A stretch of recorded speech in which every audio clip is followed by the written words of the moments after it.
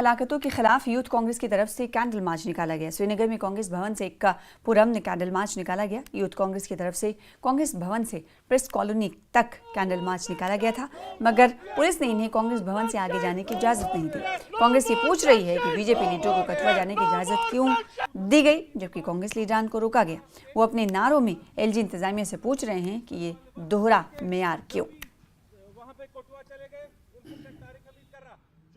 चल रहा है जो जम्मू कश्मीर में किलिंग्स हो रही है, जो कोटवा में कुछ ही दिन पहले किलिंग्स हुई, 3 हमारे जवान वहां पे मारे गए।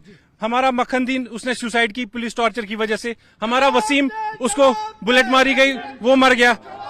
होम मिनिस्टर की तरफ से आप देखिए ऑडेसिटी कितनी है, वो इन सब चीजों की रेस्पॉन्सिबिलिटी नहीं ले रहे हैं। हम भी वही बात बोल रहे हैं, बीजेपी के लिए रूल्स डिफरेंट है, कांग्रेस के लिए और बाकी पार्टीज जो है उनके लिए रूल्स डिफरेंट है। ये ऐसा क्यों है? क्या हमारे लिए रूल्स डिफरेंट क्यों है, उनके लिए रूल्स डिफरेंट क्यों है? अगर कोटवा बीजेपी वाले कोटवा चले गए, वहां पे कोई law and order situation create नहीं हुई, तो कांग्रेस की वजह से वहां पे लॉ एंड ऑर्डर सिचुएशन क्यों क्रिएट हो जाती?